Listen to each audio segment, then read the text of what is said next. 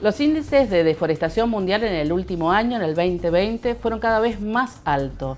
Se habla de una pérdida de bosques a nivel mundial más o menos como la superficie o del Reino Unido o de Ecuador, por ejemplo, o si vamos a Argentina, como la provincia de Chubut. Esa cantidad, para que tomen un poco de dimensión, son los bosques nativos que se pierden en el mundo. Si los estados quisiesen reforestar todos estos bosques, se tardarían cientos de años, más de 100 seguro, y además deberían tener la intención de hacerlo. Pero existe un método, el método, lo voy a leer exactamente, Miyawaki, que es un método de reforestación creado por un señor japonés que se llama Akira Miyawaki, que tiene una característica muy especial que hace crecer estos bosques nativos en forma muy rápida. Ahora estoy comunicada vía Zoom con Magdalena Valdés. Ella es historiadora y socióloga, vive en Pirque. Pirque es, digamos, una comuna muy cercana a Santiago de Chile y en este momento la estoy saludando. Hola Magdalena, ¿cómo estás? Gracias por atendernos. Hola Gaby, muchas gracias por la invitación. Me parecía muy interesante que cuentes tu experiencia en relación a este método, el método Miyawaki. ¿Podés contarnos un poco primero qué es el método y cómo lo llevan adelante, en Pirque? Sí, mira, el método Miyawaki es un método de restauración ecológica, propiamente tal, inventado justamente o creado justamente por Akira Miyawaki, que tú lo mencionabas, que es un botánico japonés.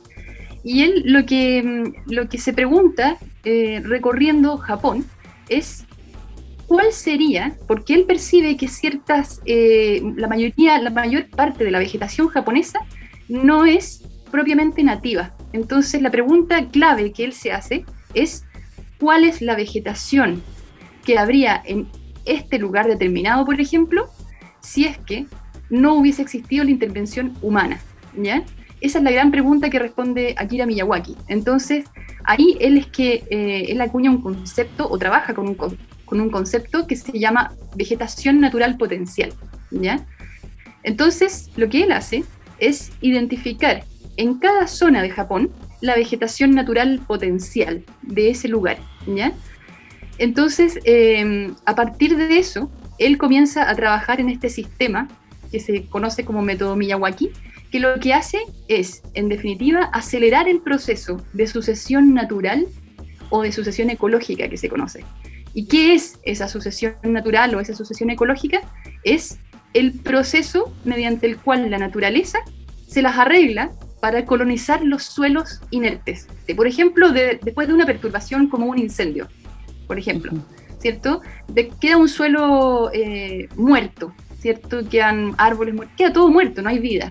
Entonces lo que sucede luego es que la naturaleza, de manera absolutamente natural y acorde a sus principios, que son tender a la abundancia, comienza todo un proceso que tarda cientos de años y depende ahí de qué estamos hablando, de qué bosque estamos hablando, de qué ecosistema estamos hablando.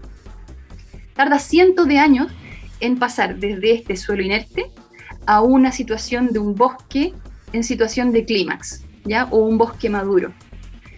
En vez de demorarse cientos de años, Akira Miyawaki, generando una fórmula que es lo que se conoce como el método Miyawaki, logra sintetizar esto a cerca de 20 años para el caso de los bosques templados japoneses. Entonces, la primera pregunta tiene que ver con la observación de ese lugar, de esa vegetación natural potencial que habría existido en ese lugar si es que no hubiese habido intervención humana.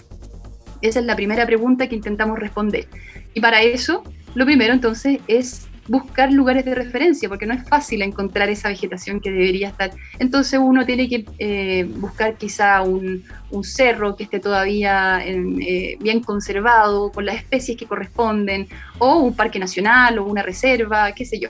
Algo de referencia que te ilumine sobre qué es lo que podrías tú usar para tu bosque, ¿cierto? Eso es lo primero.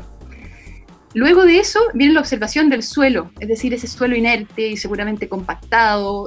Nosotros lo observamos, lo analizamos y con esa información lo mejoramos luego. Es casi una transformación del suelo, Gaby.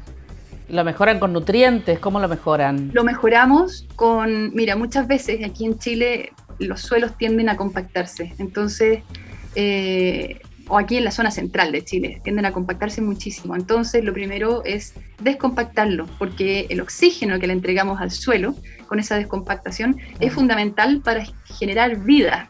Y la vida trae más vida, si en el proceso de sucesión natural que te decía antes, digamos, un pasto que muere, un pasto caduco, digamos, que muere, da la posibilidad de que se alimenten los microorganismos que están ahí en el suelo, y eso a su vez genera condiciones más idóneas para que especies más exigentes, digámoslo así, puedan crecer, y así sucesivamente hasta llegar a esta situación en que llegamos a tener un bosque maduro con árboles muy exigentes en todo tipo de nutrientes, etc.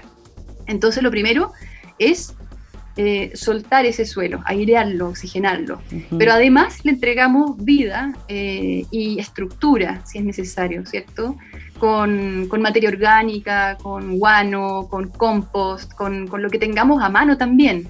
Me estoy imaginando como cuando uno tiene que hacer una huerta en la casa, entonces le pones lo mejor a ese suelo para que crezcan, bueno, las hortalizas o los vegetales que vos deseas comer. Me estoy imaginando que tiene, no sé si es similar o no, pero esa idea.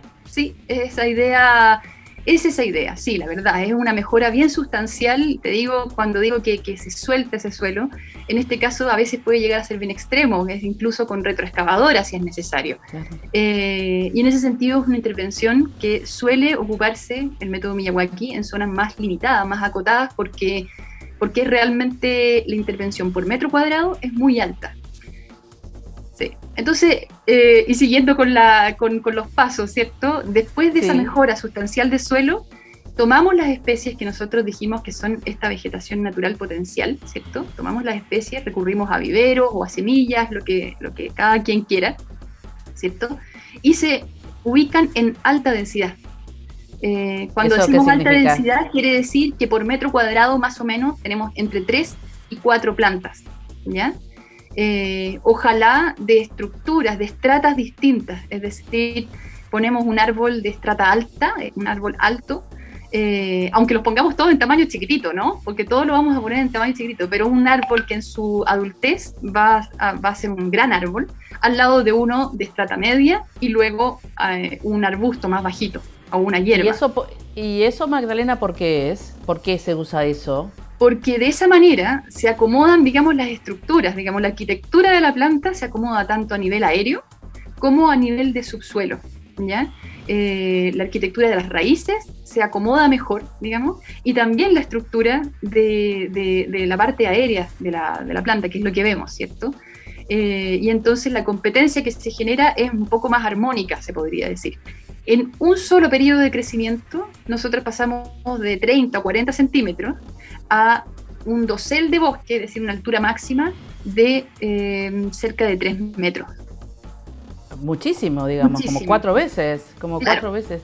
Claro. Qué interesante. Y por último, la última pregunta que te hago. Y para lograr que haya más espacios verdes en las ciudades, ¿esto puede ser un potencial recurso? Absolutamente. O sea, ahí yo diría que ese es el principal foco. También lo otro, pero también en las ciudades, es devolverle de alguna manera la naturaleza a la ciudad y llevar a las personas que no tienen la posibilidad de salir de la ciudad y acercarse a la naturaleza, llevarle un pedazo de naturaleza a ellos, ¿cierto? Y acercarlos a lo que es el patrimonio natural de cada país, de cada lugar, de cada zona. Eso es una maravilla como objetivo social dentro del proyecto, que es justamente este acercamiento de lo natural, realmente de lo nativo, al espacio urbano. Sí. Sí, y aparte para generar espacios verdes, que en las grandes ciudades eso es lo que más rápido se pierde. Por lo menos esto nos pasa en la ciudad de Buenos Aires y en algunas grandes urbes. Supongo que a ustedes les debe pasar lo mismo. Lo mismo, sí. Así que, bueno, Magdalena, interesantísimo. Estamos, bueno, a la espera a ver cómo crecen esos bosques. Así que seguramente de acá a un tiempo volvamos a charlar a ver si ahora en vez de 3 metros tienen 6 metros en un periodo corto. Te agradezco mucho y muy interesante lo que están llevando adelante ahí en Chile. Muchas gracias, Gaby, por la invitación. Gracias a vos, Magdalena. Y nosotros seguimos con más Ambiente y Medio.